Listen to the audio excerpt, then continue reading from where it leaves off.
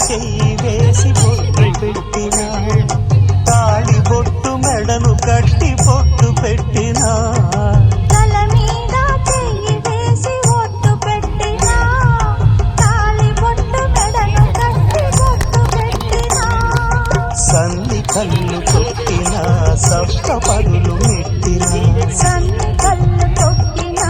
సప్త పదులు మెట్టినా మనసు మనసు కలపడమే